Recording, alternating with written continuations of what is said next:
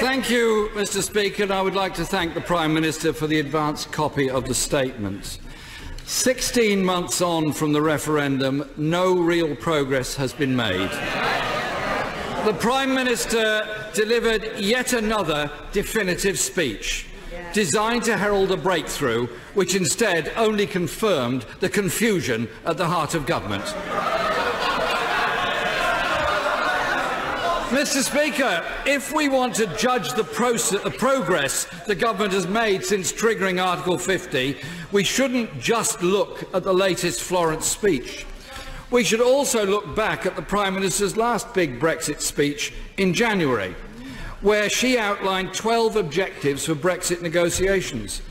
And, Mr. Speaker, how many of those objectives has the government met 10 months down the line? The answer, none.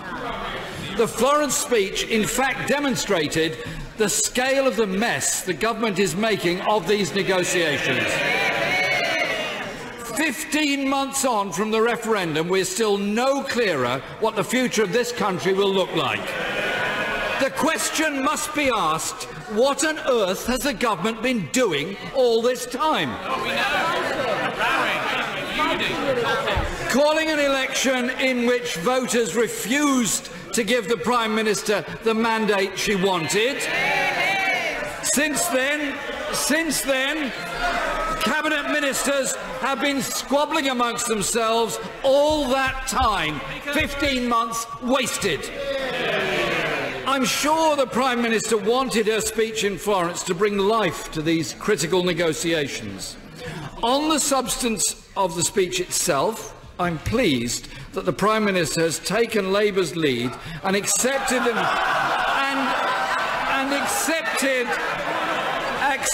the need for transition as we leave the EU. However, Mr. Speaker, it is still unclear what the Prime Minister envisages for a transitional period or how long it will last.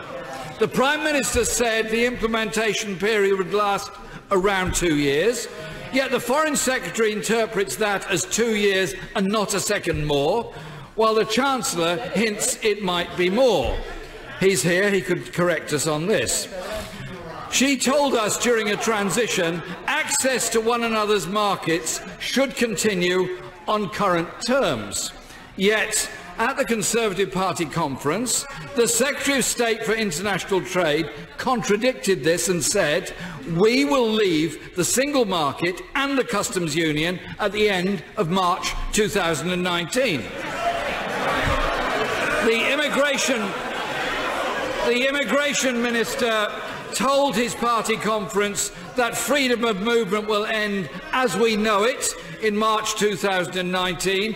So how does this square with the Prime Minister's assertion that we continue on current terms during the transition? It can't be both. Can the Prime Minister clear up the confusion and tell the House exactly what her implementation period means in terms of the single market, customs union and freedom of movement?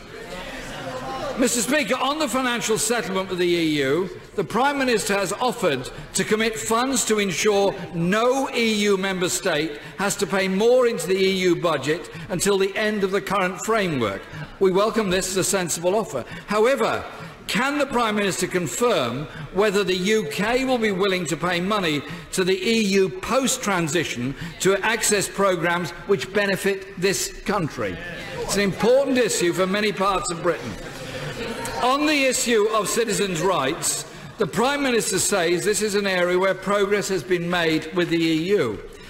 I'm sure that many colleagues in this House will testify to the level of concern and indeed desperation of many of our constituents who come to our surgeries across the country in fear that families and friendships will soon be ripped apart. So, Mr. Speaker, no, it's not scaremongering, Mr. Speaker. This is a serious issue. This is a serious issue that affects many people in this country, day in, day out, who are frankly frightened of the future.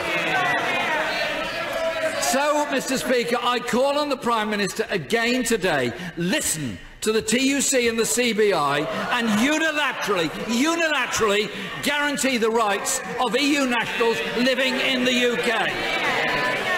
Given, Mr. Speaker, that this House voted in July 2016 to unilaterally guarantee the rights of EU citizens, can the Prime Minister finally reflect the will of the House and give people and businesses the assurances they need?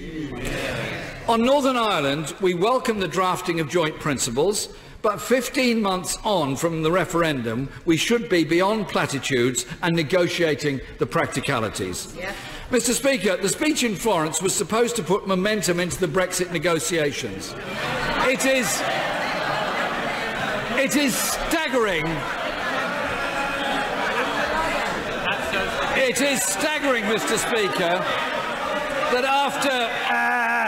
there was a lot of noise when the Prime Minister began her statement, and I indicated that people should calm down, and the same applies now. The right honourable gentleman will be heard. He will be heard with courtesy, and he will be heard in full. Jeremy Corbyn. It is staggering that after 8 months of since triggering Article 50, the government has made so little progress.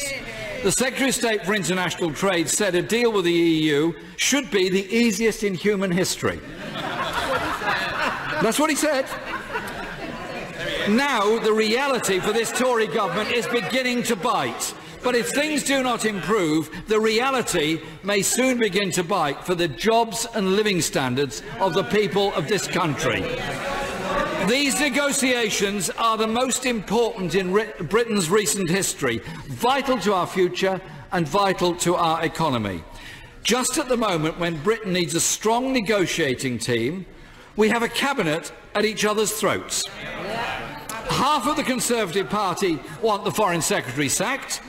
The other half want the Chancellor sacked. We want both of them sacked.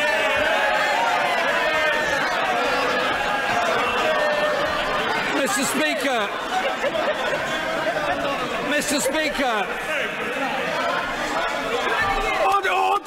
Order! I say to the honourable gentleman, the member for Braintree, that I'm advised that he is being groomed for statesmanship. And I say to the aspiring statesman, it is in the circumstances impolitic at best and rude at worst for him to point. I am trying to help the honourable gentleman. Jeremy Corbyn.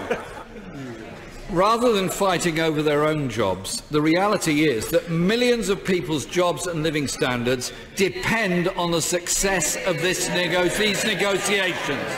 If this government can't negotiate a deal for Britain, they should make way for a team that can.